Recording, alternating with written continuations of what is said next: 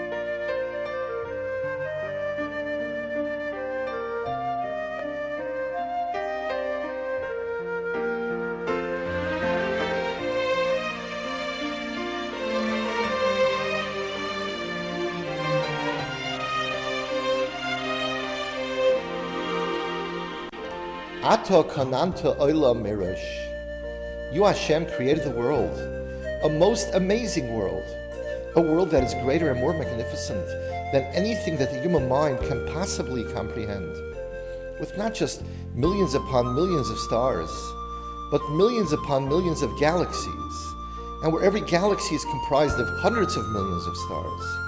Together numbers that the human mind cannot possibly comprehend. And yet Chazal tell us that Nis Ave HaKadosh Baruch Hu Liyos Loidira B'Tachtonim, that what Hashem wanted more than anything else was to make for himself a home in our little world. Heil Hashem Elokecha Hashemayim Shmei Hashemayim Ha'aretz V'chal Asher Bo. Hashem is such a vast and incredible universe out there. But Rak Ba'avosecha Choshek Hashem, only in our forefathers did Hashem have this desire, Li'ahava Oisam, to love them and to become close to them. What Hashem wants more than anything else is for us to be close to Him, so that He should be able to become close to us. And with every act of chesed that we do, with every mitzvah that we observe, and with every word of Torah that we learn, we become closer to Hashem, and Hashem becomes closer to us. Sheha'adam lo nivra elis anegal Hashem. Man was created for the sole purpose of becoming close to Hashem, and to derive great pleasure from the warm glow of the Shechina HaKadoshah.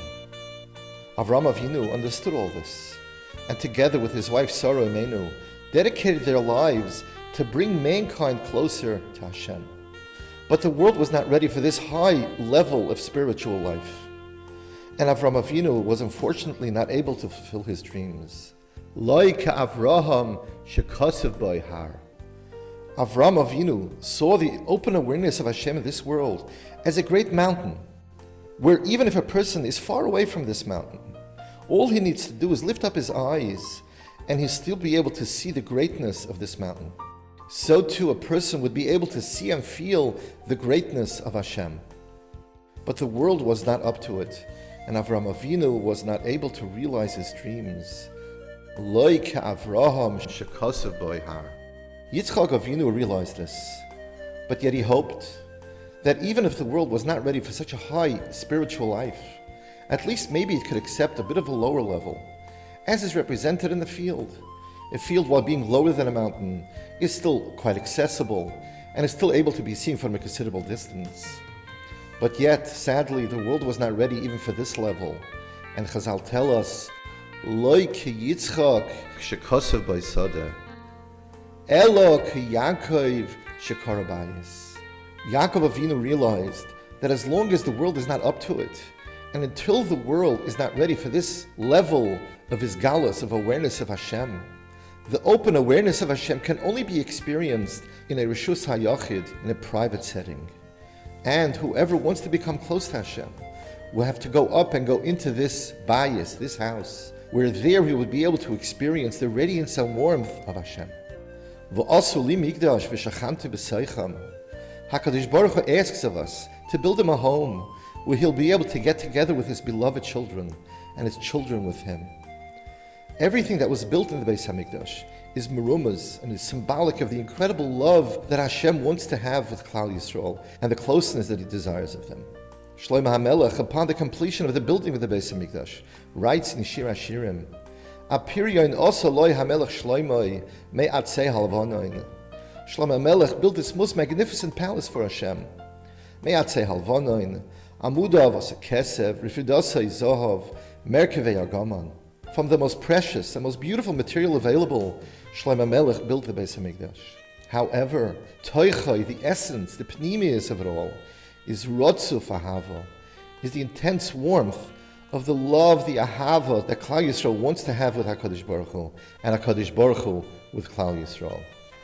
And Hashem asks of us that sholosh pa'amim bashana yero kol zechurcha, that at least 3 times during the year, come up to my home, my dira, my Beis HaMikdash, where we will once again be able to get together and rekindle the ahava, the love that we have for each other, and where we'll be able to experience the radiance and warmth of the Ziv HaShechina, which will be able to be felt there in the most intense and wonderful way. However, before we actually get to go into our virtual Beis HaMikdash, let's talk a bit about the Mokoim HaMikdash, the mountain where the Beis HaMikdash was built upon. For that place itself shows the intense love that Hashem has for Klal Yisrael.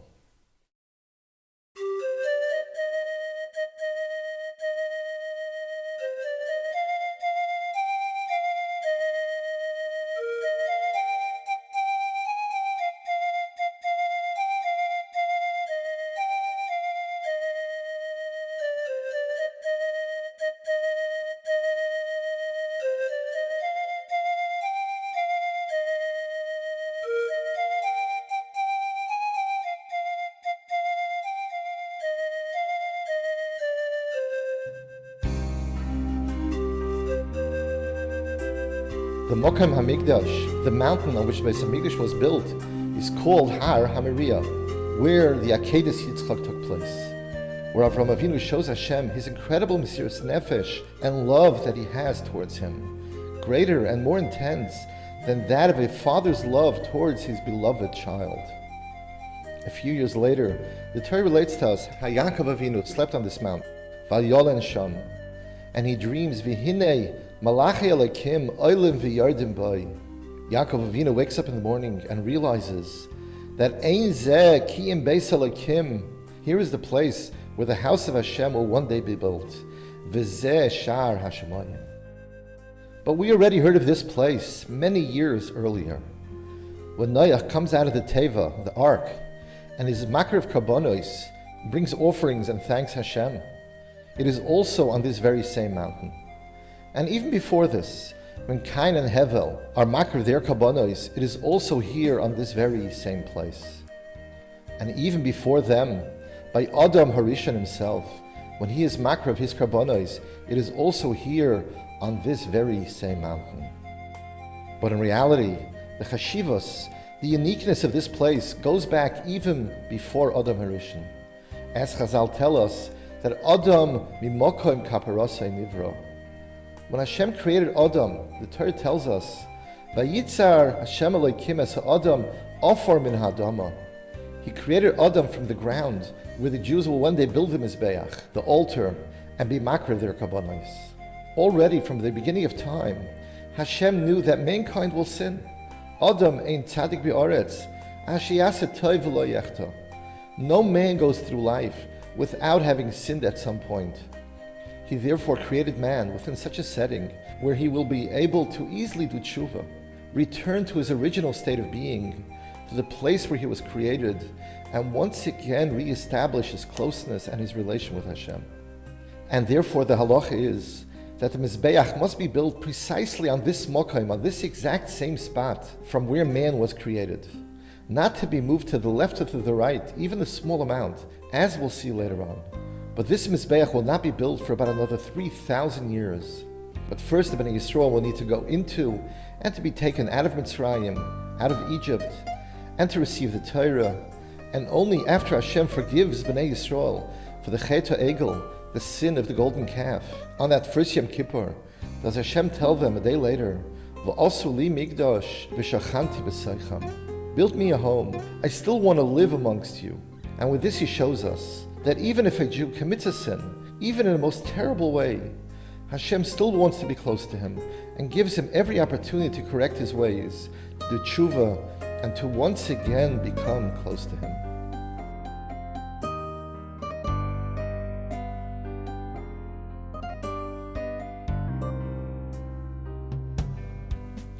The Mishkan went along with the Bnei Yisrael during the next 39 years that they wandered in the Midbar, in the desert, plus another 14 years in Gilgal, throughout the years that they conquered and divided Eretz Yisrael. Afterwards, the Mishkan was set up in Shiloh, but not out of wood as it was originally made, but out of stone.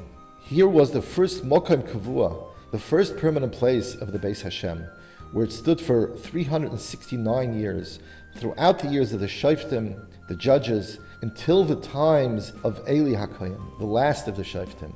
Towards the end of his life, there was a terrible war with the Plishtim, where both of Eli HaKohen's sons were killed, and the Aron with the Luchais fell into the hands of the Plishtim.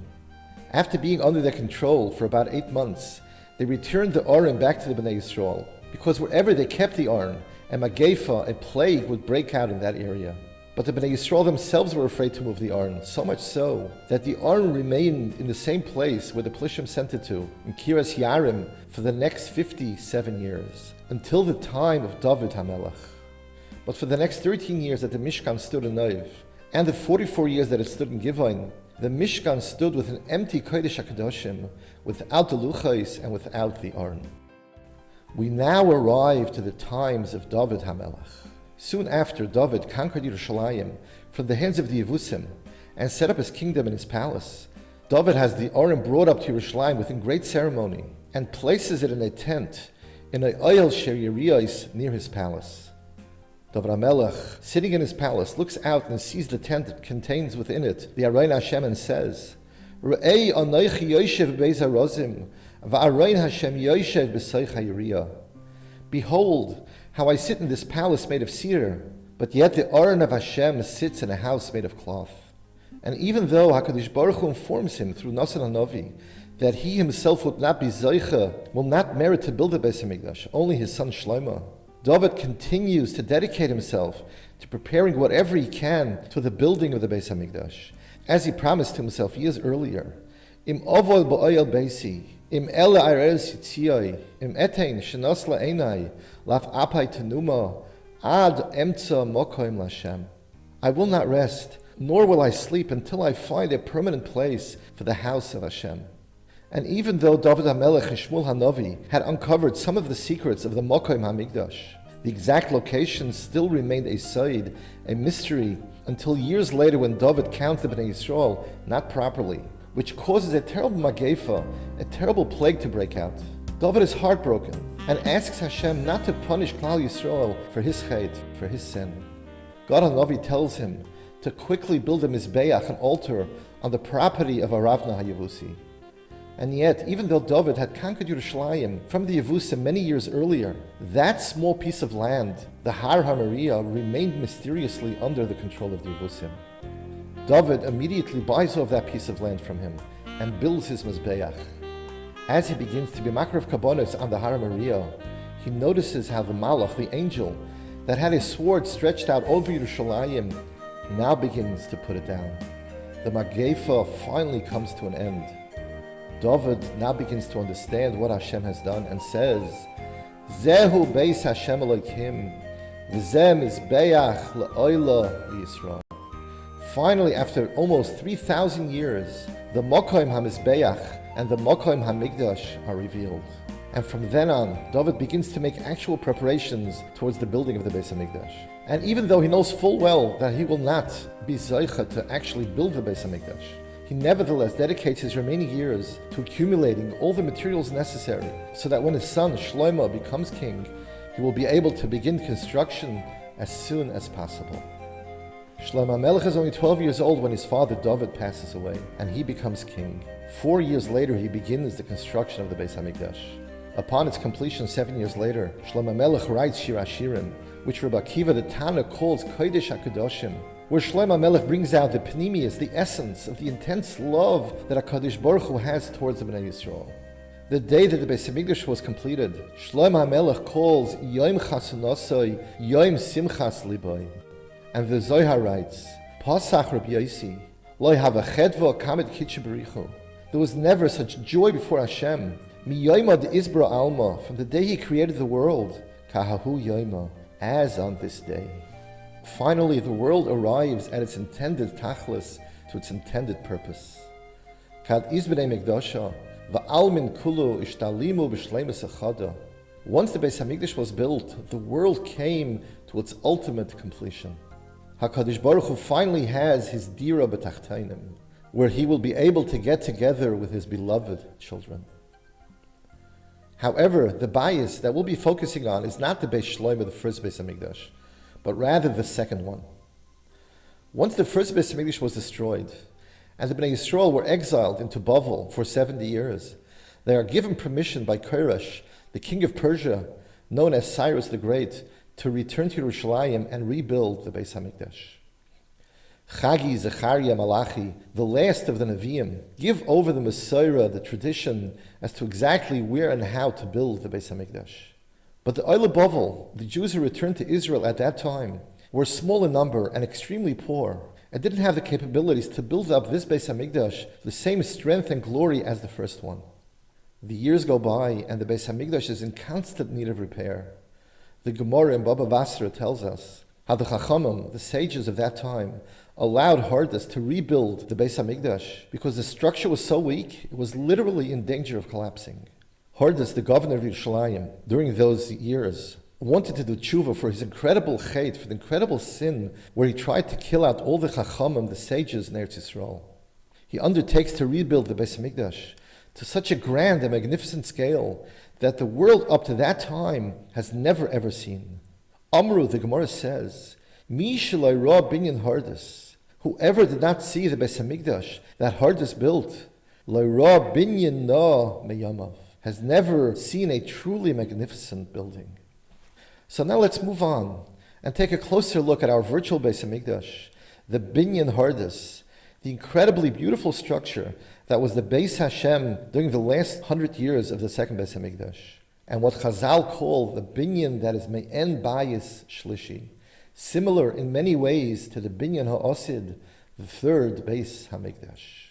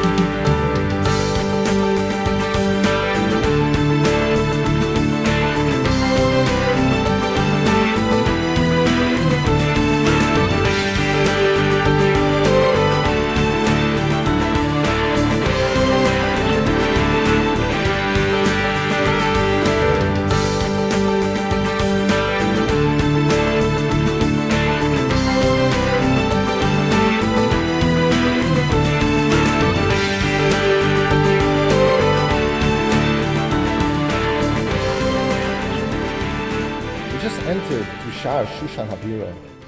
Koresh, the king of Persia, when he granted the Oil of Bavel, the returnees from Bavel, to rebuild the Beis Hamikdash, ordered them to name this Shar after his capital city, Shushan Habira, so that it would always be remembered that he was the one that granted them permission to rebuild the Beis Hamikdash. As we look over the vast area that is called the Har HaBayis, the Temple Mount, we can see that on all four sides of the Choma, the wall around the Har HaBayis, there were achsadros, short roofs around the perimeter held up by those pillars, which covered rows of benches, which the Gemara calls stav lefnim and stav, where anyone entering the Har HaBayis could sit down, rest under these roofs, and when the Sukkos fell on Shabbos, they would keep their sroigim and lelovim under these roofs to protect them from the rain and from the sun. Let's for a moment look underneath the floor of the Har HaBayis, because the Har HaBayis was built over the mountain, completely covering Har HaMoriah. The way the structure was built was through a system called kifim al gabe kifim. Since maintaining absolute purity of Tumah was essential for the Kedushas HaBayis, by building the foundation of the Har HaBayis in this way, it would be chaitzit b'nei Tumah. It would block any unknown underground Tumah from reaching the floor of the Har HaBayis. Also within this substructure were storage areas, restrooms, mikvahs. There were many mikvahs down here. Also, the Shara Chulda were here. Most of the people going up to the Beis Hamikdash would enter through these Shara Chulda, which opened to the subsurface of the Har HaBayis. They would walk through hallways below ground, and then up staircases that would lead them to the floor of the Har HaBayis. Huge retaining walls were built on all four sides, one of them being the famous Kaisel Hamaravi, the western wall, which completed the foundation of the Har HaBayis. The mountain was completely covered except for two areas. One for the Mizbeach, which had to be built touching the ground, and the other one being the Even Shesiyah, the tip of Har HaMoriah, where the Aron was placed in the Kodesh HaKadoshim. Now we're able to see the Shara Chulda, one of them used for entering and another for exiting. One of the reasons they were called Chulda is because just like a Chulda, a weasel, digs underground tunnels, so too these gates were the underground entrances to the Har HaBayis. To our left, we see the grand staircase, which was held up by what is today called Robinson's Arch. To its left is the Kaisel Hamaravi, the western wall, and the great bridge which connected the upper city of Yerushalayim to the Har HaBayis, which is held up by Wilson's Arch. Both Wilson and Robinson were British archaeologists late in the 1800s that uncovered these parts of the Kaisel area. Let us now go back up to the Har HaBayis. And on the southern end, we see the royal portico, built by Hardus, which was really an extension that was built on the Har HaBayis, outside of its original 500 amos by 500 amos. This might also be what the Gemara calls basilicas or chanoyos, and could very well also have been the first place where Sanhedrin went when they left the Lishkas Hagozis and went into exile.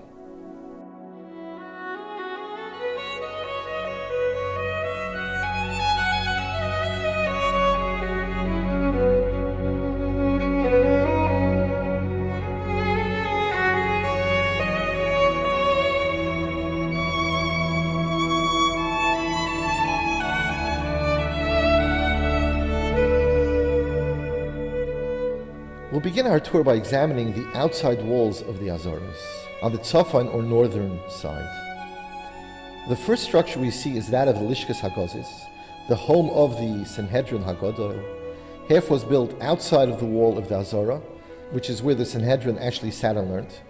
The other half was on the inside of the wall, facing the Azorah, where it was osir, was prohibited to sit, and was used by the Kehanim for various other purposes. The next door we see was that of the Lishkas Parhedrin, which is introduced to us in the Mishnah in Yuma, Shivas Yomim Koidim Yom HaKippurim, Afrishim Kohen Gadol, Mebeisai, Lishkas Parhedrin. This is the place where the Kohen Gadol spent during the 7 days before Yom Kippur, while preparing and learning about the avodah that he'd need to do on Yom Kippur. There's really an interesting discussion in the Gemara as to where the Lishkas Parhedrin actually was, whether it was here on Tzafon side or on the other side, meaning Dorim or south. Since the mikveh that the Kohen Gadol used to tovel himself, to immerse himself every morning, was on the Dorim side, on the other side of the Azorah, if we look closely towards the top of the wall, we can see that the mikveh that he used was above the Shar Hamayim on the other side of the Azorah. Therefore, the Gemara reasons that if the mikveh he used each morning was on Dorim side, so too would his living quarters be on Dorim side. Why would we put his sleeping quarters on the extreme opposite end of the Azorah, which would mean that each morning when he got up, he would have to walk around the outside perimeters of the complete Azorah in order to reach the mikveh, since going through the Azorah would be prohibited to him before he actually immersed himself in the mikveh. Therefore, the Gemara reasons that the Lishkas Parhedrin must also have been on the other side, on the Dorim side. The Gemara, however, answers, Adrabah. We do indeed make life uncomfortable for the Kohen Gadol during those 7 days, so that if he is a tzedaki and is not really very sincere about doing the avodah, he would resign and allow someone else to take his place. Next is the Beis HaMikdash. This large domed structure was built half inside the wall of the Azorah and half on the outside. Here is where the Kehanim that was scheduled to do the avodah the next day would sleep. There were also 4 smaller chambers inside the Beis HaMikdash, as we'll see later in greater detail. The next shar that we see is the Shar HaKarban, where the karbonos were brought in through, especially the karbonos that were considered Kodshei Kodeshim, because they would need to have shechita done on the Tzafon side of the Azorah, shechitasan batzafon, which would be right inside these doors. Next is the Shar HaNashim, where ladies would go to bring their karbonos. The last shar is the Shar HaNitzitz, where in its upper level was an open porch where a kohen would stand as a shomer, as a guard overnight, and on the lower level, a Levi would stand as a shomer. We're now going around the Marav side of the Azorah. From here we can see the back of the Beis HaMikdash, the Heichel, as it was called, the side where the Kodesh HaKadoshim actually was. Here on the Azorah walls were 2 small entrances, 2 small doors, where between them a Levi stood as a shomer every night. We're now standing on the Dorim side of the Azorah, where the first shar that we see was the Shar HaDelek, where wood or fire that was used on the Mizbeach would be brought in from. The second shar is the Shar HaBechiros, which was used as the entrance for the karbonos that were Kodeshim Kalim, which were permitted to be slaughtered throughout the Azorah, even here on the Dorim side. And this was symbolized by the Chorban Bechor, which was also a Kodeshim Kalim. The next shar we see is the Shar HaMayim, which was used to bring the water that was to be used for the Nisach HaMayim on the Mizbeach during the Yom Tov of Sukkos, which was right inside these doors. Also above this shar was the mikveh that we discussed earlier, that was used by the Kohen Gadol the week before Yom Kippur. As we can see, it was completely outside of the walls on the Chol side of the Azorah. Moving along to our right, going from Marav to Mizrach, is the area that is called Ezras Nashim. Here on the upper level was where the ladies would stand and watch from above the festivities that took place during the Simchas Beis Sheva in the courtyard. These minor doors might have been used as the entrances to this upper level. The fence that we see going around the perimeter of the Azorah was called the Seirig, a fence that was 10 tvachim high, and this was a simon, or a sign that until here a non-Jew was permitted to go. Signs were written on the Seirig reminding the visitors of this. Also, a Tameh Meis, someone that was defiled by touching a dead body, was prohibited from going beyond this point. from this fence till the Kaisel Azores was called Chel. Inside this area were 12 steps that ascended up to the Ezras Noshim.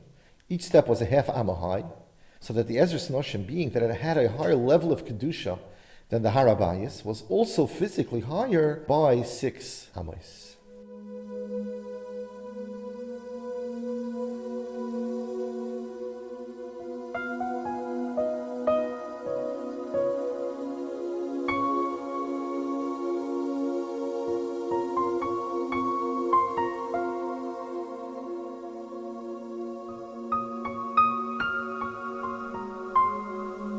We stand in front of the Shar HaMizrach, the Shar that would take us into the Ezras Noshim. Havi'ani HaMelech HaDorov Nogila V'nisbach Havach. HaKadosh Baruch Hu has granted us a great awesome privilege by inviting us into His private domain, Nogila V'nisbach Havach.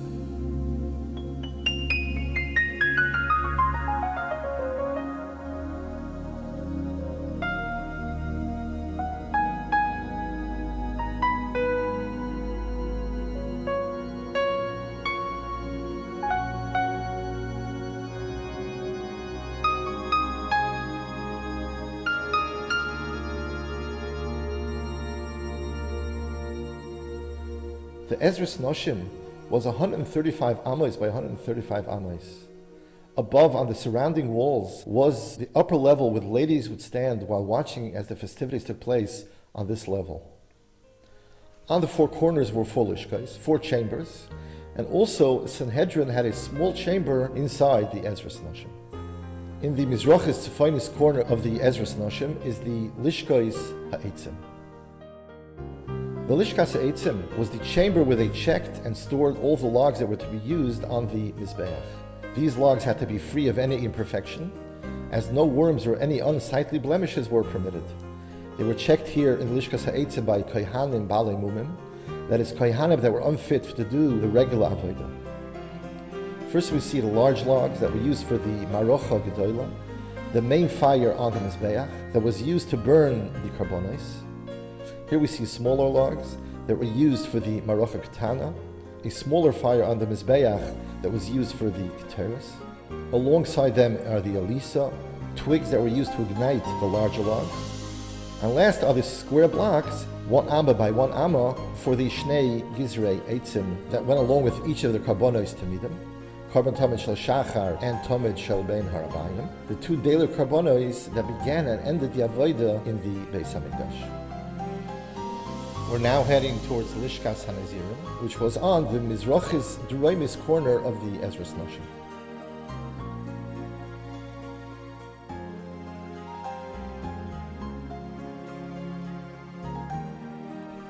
A Nazir, at the end of 30 days, would first bring an ayil, a ram, as a korban shlomim. He would then enter this lishka to have his hair cut.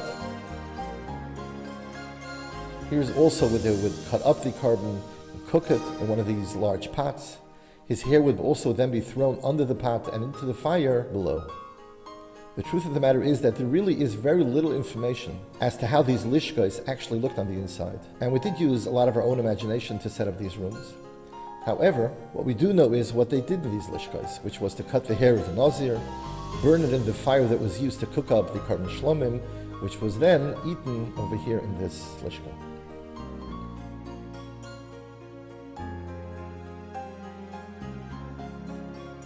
We're now turning towards the Marav side of the Ezras Noshim, and on the Dorim side we find the Lishkas Beis Hashmania, the chamber where they stored the oils that were used for the menorah and for the menachos.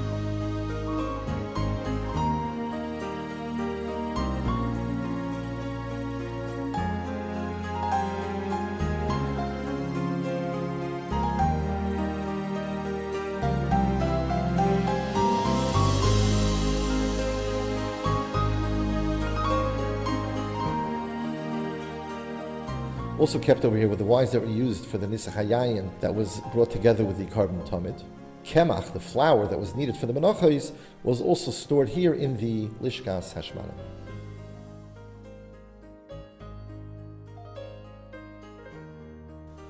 In the Maravis finest corner of the Ezras Noshim is the Lishkas HaMetzarim. In there was a mikvah where the Mitzorim would immerse themselves before they would walk up these steps that led to the Shar Niknor and receive their kapara from the Kohen. On both sides of these steps that lead up to the Ezras Yisrael was the Lishkas Klei Shir.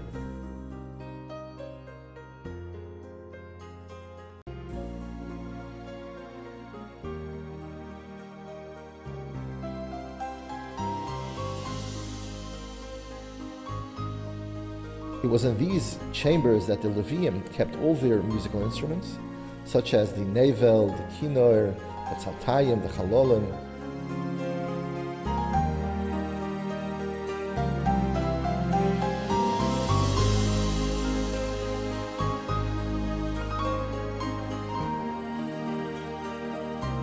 And while these lishkas were entered through the Ezras Noshim, as we just did, the lishkas themselves were completely underneath the Ezras Yisrael, meaning that its roof was actually the floor of the Ezras Yisrael.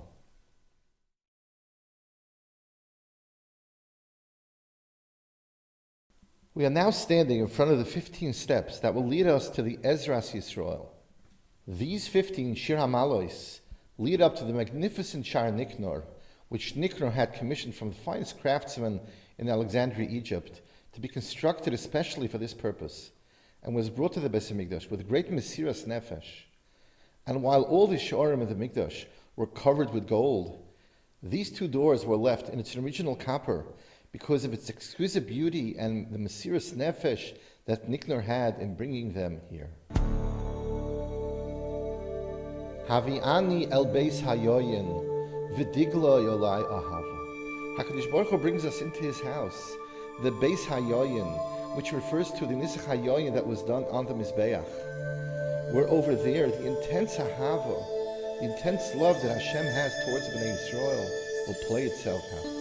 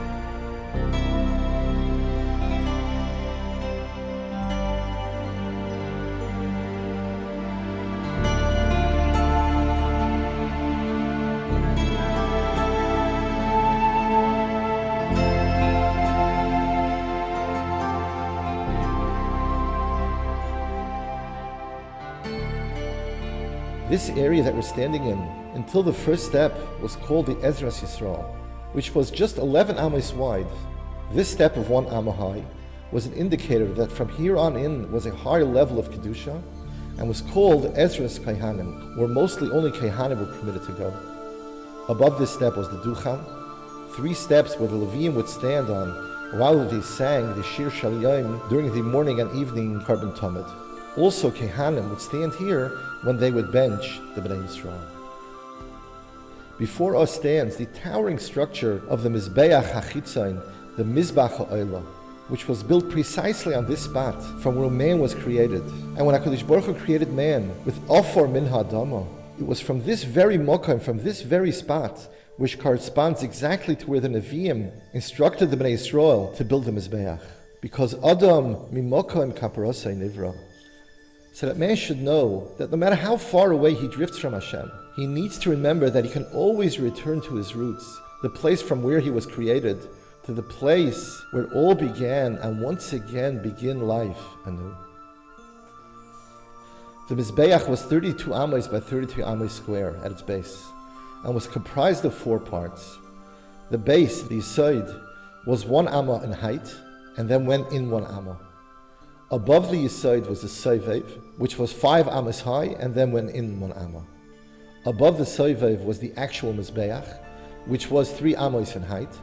And finally, we have the 4 kronos, each one measuring 1 amma square.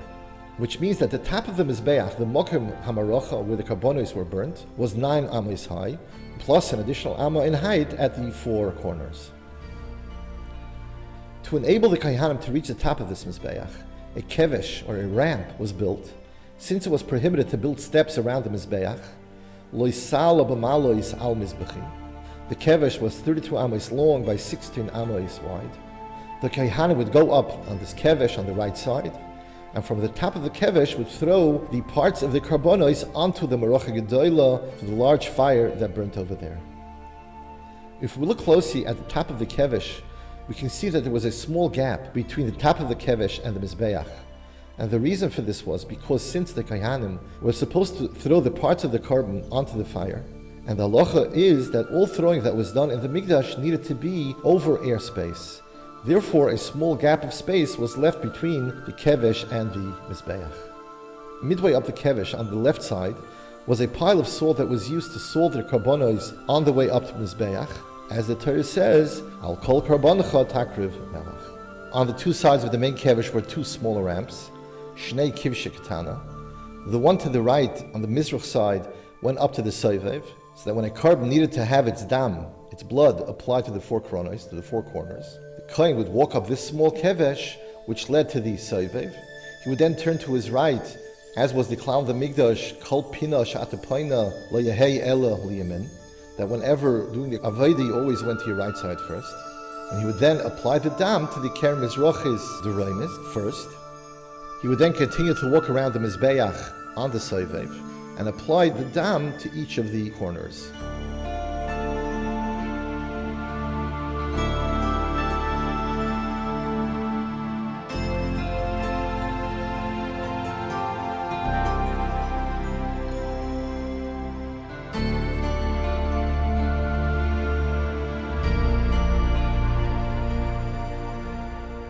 At that point, he would then go down on the small kevesh on the Marav side and spill out the remaining dam into a hole that was on the Yesod Deroimi. As the Mishnah tells us, Shiorei Adam ha'yeshayfach ha'yesod Deroimi. Close by on the Yesod Maravi was also a small hole where a carbon that had its dam sprinkled inside the hechel, the Shiorei Adam, the leftover blood, would then be spilled into this hole, as again the Mishnah tells us, Shiorei Adam ha'yeshayfach al Yesod Ma'aravi. If we look close, we'll notice that the Yesod was basically only on 2 sides of the Mizbeach, the Marav side and the Tzofan side, but not on the Mizrach or Dorim sides. The reason for this is, as the Gemara Masechtas Zvachim tells us, Amar Rabbi Elazar, Lefi sheloi haya bechelkai shel teref.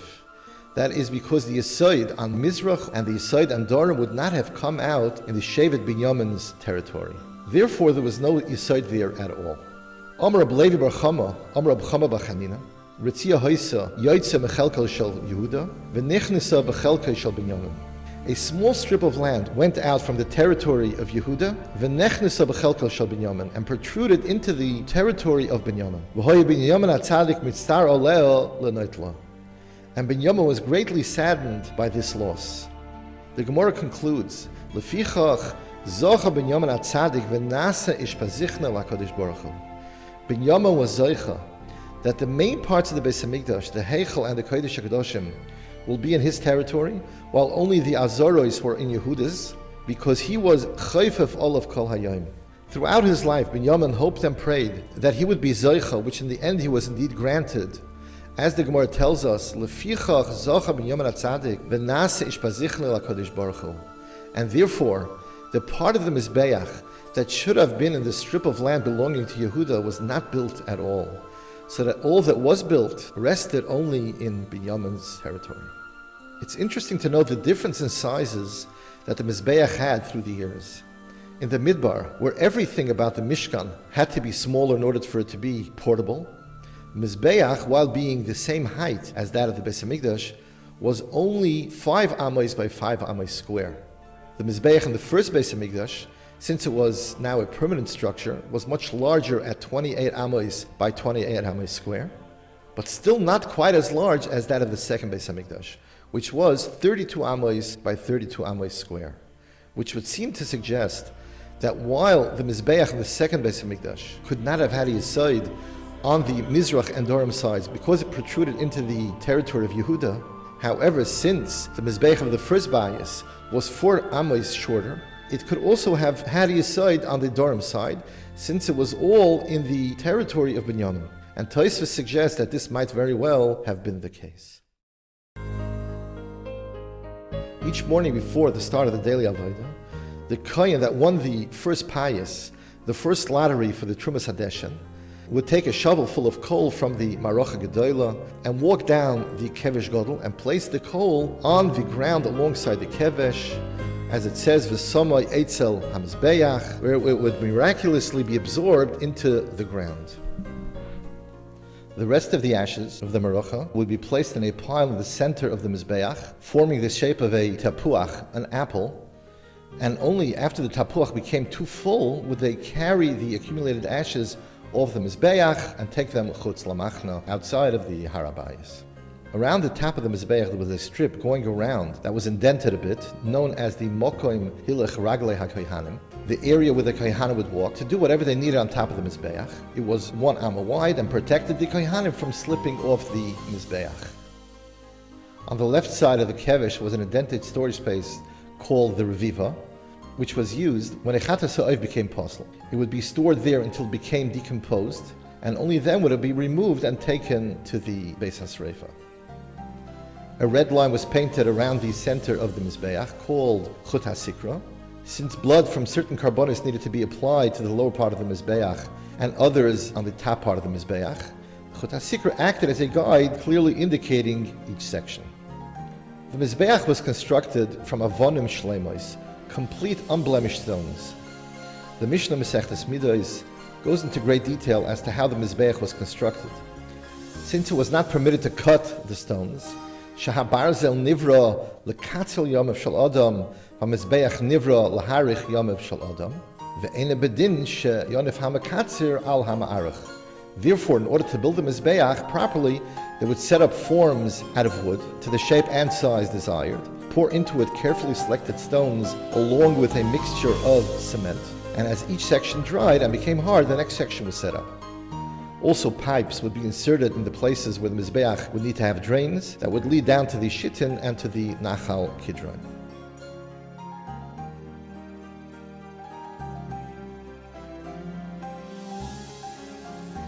Once all 4 sections were in place, they would plaster the complete Mizbeach to give it a nice smooth surface.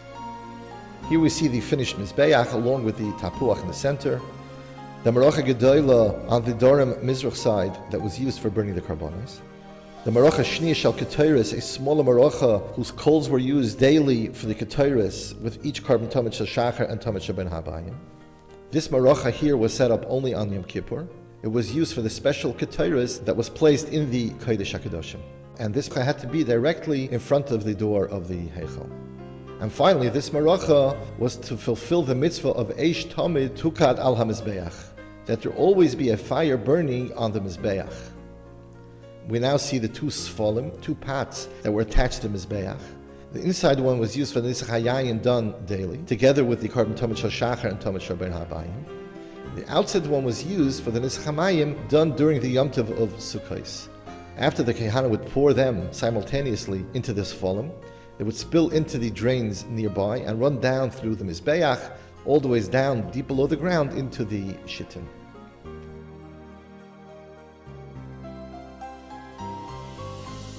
We're now standing alongside the Mizbeach and looking towards Tzafon, where we see the area known as the Beis HaMitbachayim, where they would shech their karbonos that were Kodesh HaKadoshim, as it says, Shechatosan bat Tzafon, meaning on the Tzafon side of the Mizbeach. To the far side we see 2 large doors that were the Shar Beis HaMoiked, which were used to enter the Beis HaMoiked from within the Azara. Because, as you recall, the Beis HaMoiked was built half in the Kodesh part of the Azara, which opened up here, and half protruded outside to the Chel with doors that opened out to the Har HaBayis. In the center of the Beis HaMoiked was a huge fire to keep this large room warm, so that any kohen, while performing the avodah, could come here and warm himself up. Since they did the avodah walking on the stone floors without any shoes or socks, he would come in here and warm himself up.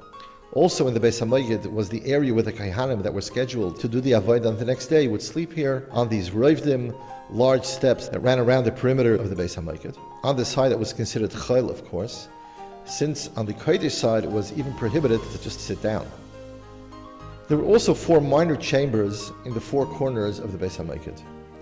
In this corner, the Mizrachis Tfainis, was the Lishkas HaChisamois, where various types of tokens and receipts used in the Mikdash were stored.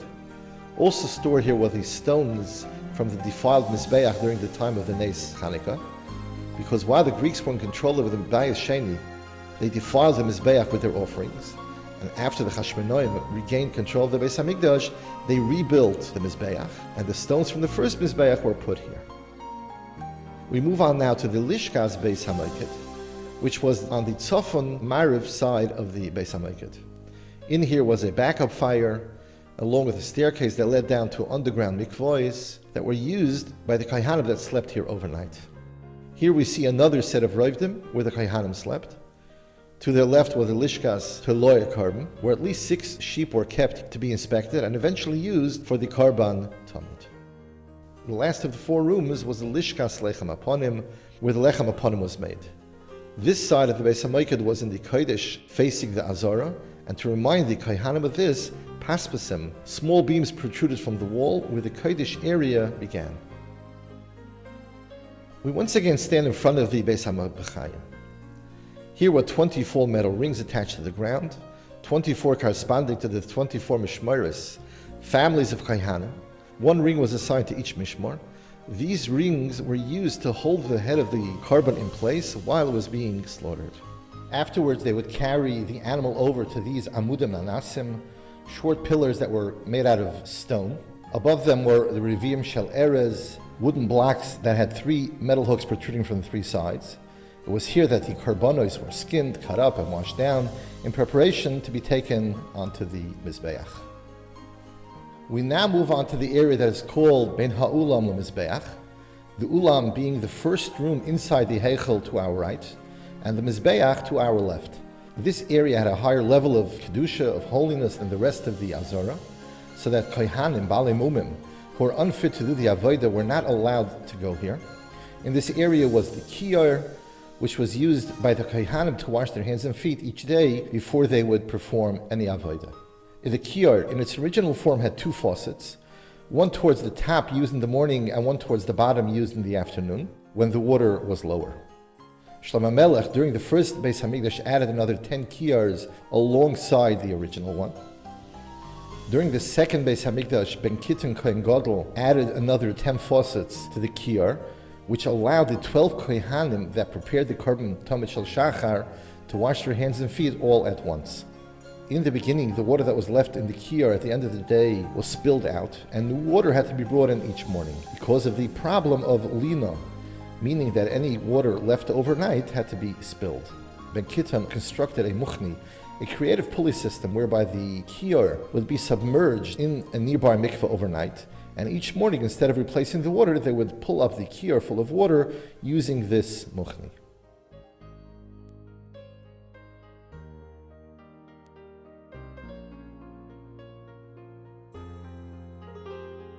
Near the kiyar, running just below the floor, along the complete width of the Azara, was a steady stream of water, brought in from a live stream atop the Ayin Iton, a nearby mountain that was higher than the Beis HaMikdash, thereby allowing the stream of water to rise up to the heights needed to supply water for the mikvahs throughout the Mikdash. This water would flow through the floor of the Azara and eventually empty out into the Nachal Kidron. Here we see a large tile that covered it, leading to the Shittim, that was used by the Kohanim to clear any drains from the Mizbeach that had become clogged. To our right are 2 tables where utensils used throughout the day were placed. Also, a vorim, parts of the karbonos, were placed here while awaiting to be taken up to the top of the Mizbeach. We now approach the Lishkas Aliyas Beis Haftinas, the Lishka with the Keteris was made, and which was built above the Shar Hamayim. The family of Avtinos was in charge of preparing the Keteris, as they alone had the secret ingredient, the Malei Osham, which gave the Keteris that special quality, a secret that they guarded very aggressively, lest this secret fall into the wrong hands. For besides having an incredibly beautiful aroma, anyone smelling the Keteris during the Avodah was overcome with Hirur Tshuva, and his heart was purified from the effects of the Yetzer Hara. Also, when Moshe Rabbeinu went up to Shemayim to receive the Torah, all the Malachim came to him with gifts, and the gift that he received from the Malach HaMoves, the angel of death, was the gift of the Keteris, that the Keteris has the ability to stop the Malach HaMoves during a Magefa, during a plague. The Keteris also had a special Chavivus by HaKadosh Baruch Hu. As the Medrash Tanchuma relates, Amar HaKadosh Baruch Hu, Mikol HaKarbonos, Sha'atem Akrivim, Ein Chaviv Olai Keteris. From all the karbonos that you bring, the most special one to me is the Keteris. Teida, Shekol HaKarbonos Kulam, L'tzorchem Sha'Yisrael. Aval HaKteris Ein Abo, Lo L'Ached V'Lo L'Ovoin V'Lo L'Osham, Elo Ala Simcha. Tanu Rabbanan, Pitim HaKteras Ketzad. Once a year they would gather all the ingredients used for the Keteris, Hatzri, Hatzipora, and Chalbanov, Alvaina. Each one of these samamonim would be ground very fine individually, and once all the samamonim were ground, they would be stored in one giant pot that would hold all 368 monim together. One mana was used each day for the Keteris, half in the morning with the Tamid Shel Shachar, and half in the afternoon along with the Tamid Shel Ben Harabayim, for a total of 365 days of the year. And on the Erev Yom Kippur, they would return the remaining 3 monim to the mortar, the machteshes, and grind it even finer, at which point they would be used for the special Keteris of Yom Kippur, which was placed inside the Kodesh HaKadoshim in front of the Aron.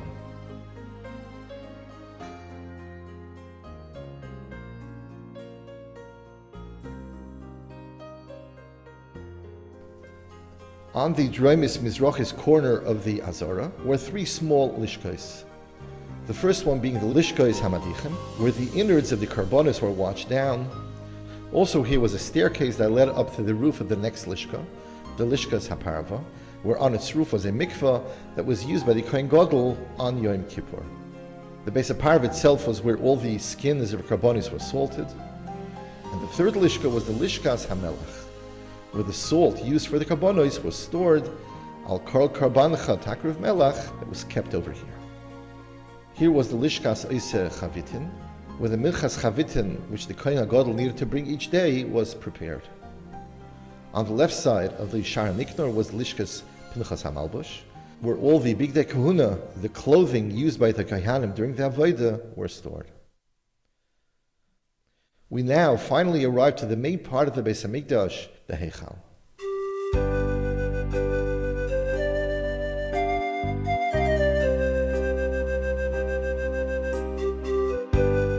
But before we actually enter the Heichal, let's talk about the many components that comprise the Heichal. To begin with, there were the 12 steps that led up to the Heichal, 4 sets of 3 steps each, reaching a height of 6 amos, which was also the height of the item, the foundation of the Heichal.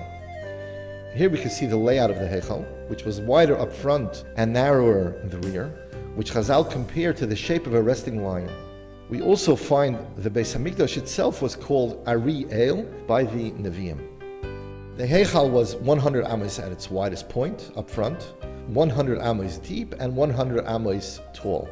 However, the actual main rooms of the Heichal, meaning the Kodesh and the Kodesh HaKadoshim, measured 60 amos by 20 amos, surrounded by 6 amos thick walls that were 90 amos in height.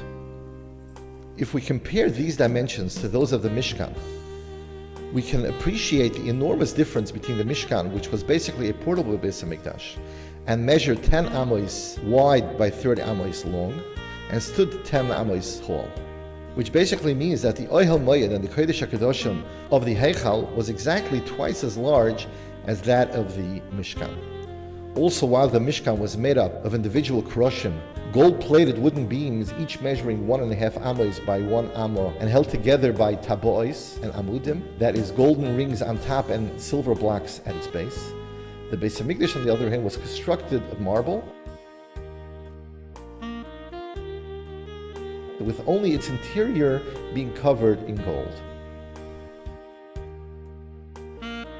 If we look closely, we can see that while these walls were mostly 4 amos, however, towards the bottom they became a little thicker, from 5 to 6 to 7 amos. This lower section was to hold the toim that was built around the 3 sides of the Heichal. Here we begin to see how the toim were constructed. 3 floors with 5 rooms or toim on each level, which added up to 15 rooms on the Dorim side, another 15 on the Tzofan side, and on the Marav side there were 8. 3, 3, and 2. The main purpose of these toyim was to be a storage area for the Klei HaMikdash. Besides the wall that enclosed the toyim from the outside, there was also another wall with a gap of 3 amos space in between them. On the Tzofan side, there was a ramp that led up to the roof of the toyim and eventually up to the roof of the Heichal. And on the Dorim side, there was a space between these 2 walls that acted as a Beis Herodas Hamayim, where all the water that were running off the roof of the Mikdash would run down over there. The Heichal was divided into 2 floors, the lower level being the actual Heichal, with the upper level which also had the same degree of Kedusha, and was used as a geniza to store kalim of the Heichal that were replaced over the years, such as during the second Bayis, the menorah was upgraded several times, and the old menorahs were stored in this upper level. Towards the back, Marav side of the Heichal, the last 20 amos, was the Kodesh HaKadoshim. On the upper level, above the actual Kodesh HaKadoshim, were openings on the floor, so that when any repairs needed to be made in the actual Kodesh HaKadoshim on the ground level, they would from the upper level lower a repairman in an enclosed box which was opened only on one side, on the side that he would actually be working, in order so that he should not look around in the Kodesh HaKadoshim while he was there. While during the first Bayis, there was a 1 amma thick wall that separated the Heichal from the Kodesh HaKadoshim. However, in the Bayis Sheni, which was much taller, almost 100 ammas high, so instead of building a 1 amma thick wall, which would surely buckle under, they hung a set of curtains separated by an amma space, called in the Gemara amma traxin, and this was done also on the upper level.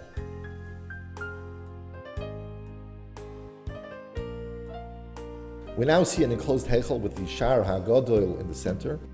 The area in front of the Heichal was called the Ulam, and on the 2 opposite ends were 2 rooms known as the Beis HaChalifim, where the Kohanim stored their knives that were used to slaughter the Karbonos. 12 Mishmarim kept their knives on one side, and 12 Mishmarim kept it on the other side. Above the Heichal on its roof was a 3 amma high fence, plus another amma that was made of sharp metals called the Kale Orev, put there to keep away the birds from resting above the Heichal. Tosfos, in the name of the Orach, tells us that this was only a problem in the second Beis HaMikdash, where there was no Shroas HaShechina. Whereas during the first Bayis, since there was Shroas HaShechina, it was not possible for a bird to rest there because of the intense Kedusha. Above the Shar Ulam were Chomesh Malturois, 5 decorated wooden beams, each one being 1 amma longer than the one below, which acted as a decoration above the Shar.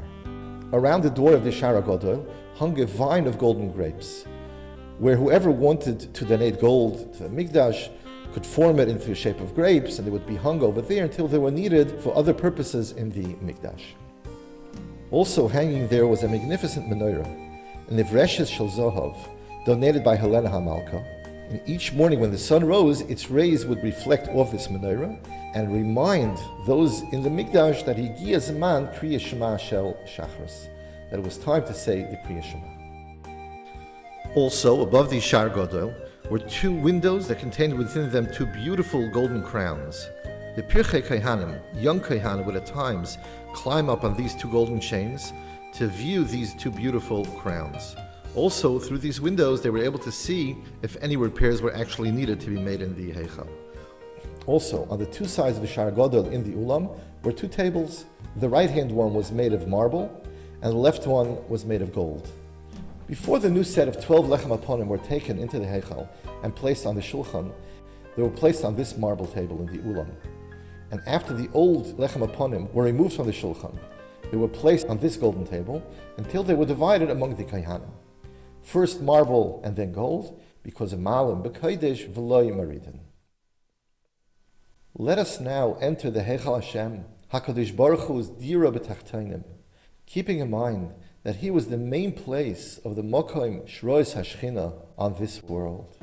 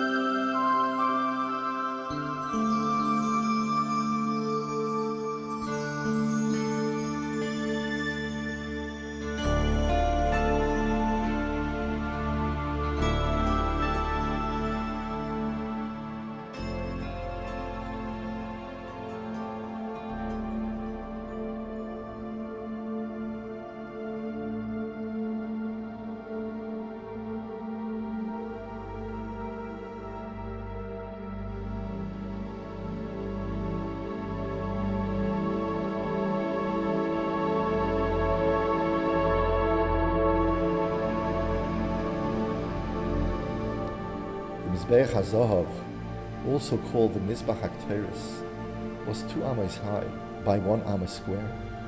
It was here on this Mizbeach that every morning and evening, during the Tamid Shal Shachar and Tamid Shal Ben HaRabayim, that a Kohen would be makti the Kteris on top of this golden Mizbeach. The menorah, which stood on the dorm side of the Heichal, was 18 tefachim high, about the height of an average man.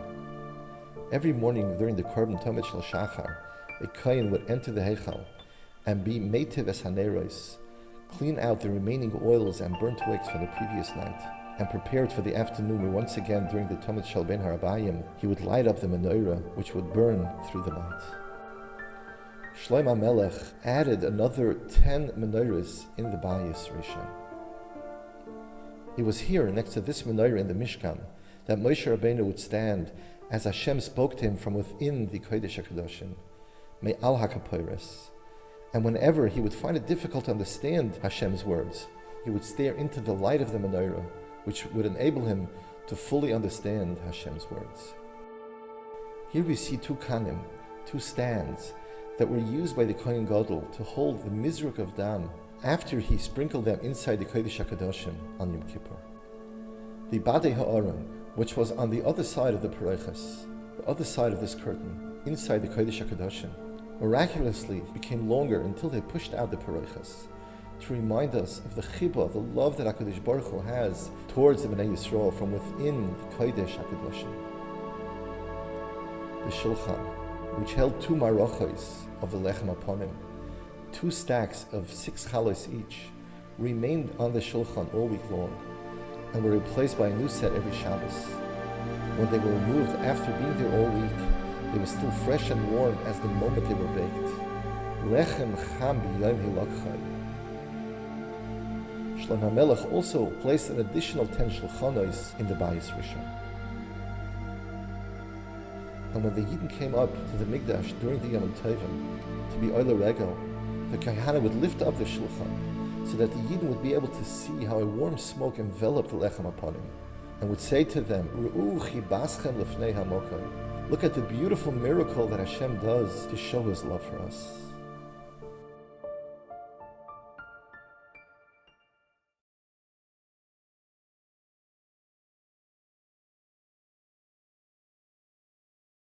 The Kodesh HaKadoshim, the Aron, which held the Luchais, and which was covered with the Kaporos and the 2 Keruvim.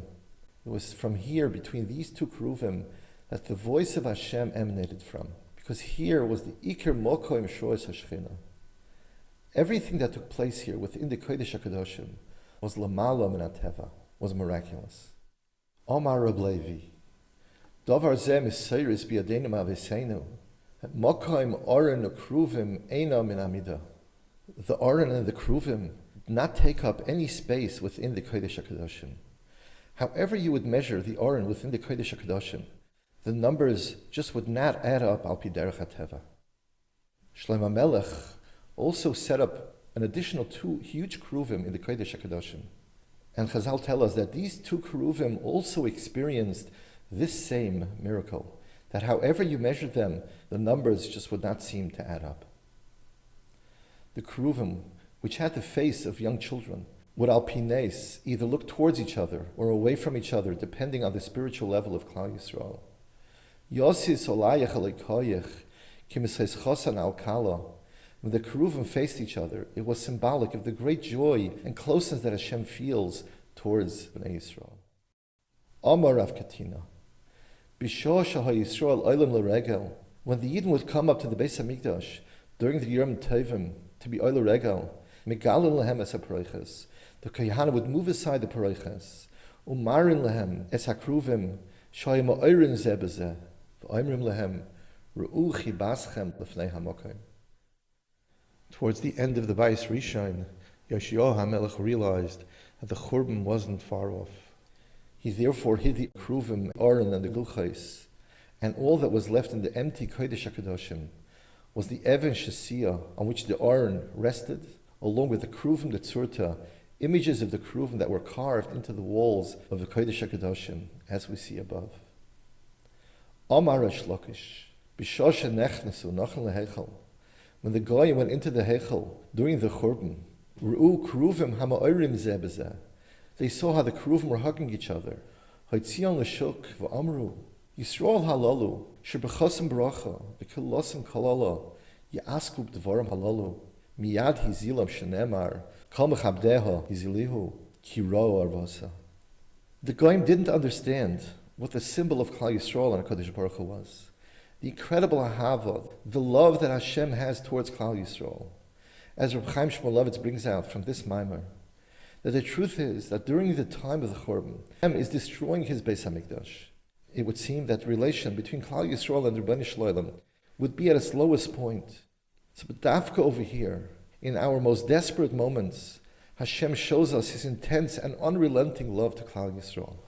That even when Hashem has no choice but to send us away from his home because of our misdeeds, and tells us that you must go into Golus, you should know that my ahava, my love for you, is forever.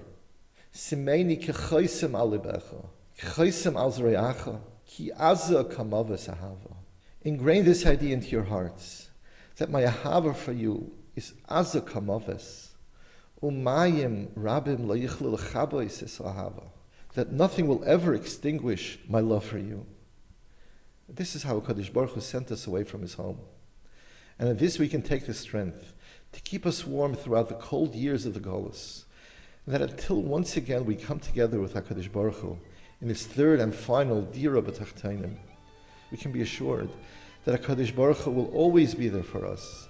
Ki azza kamaves ahava, umayim rabim lo yuchlu l'chabois es ahava.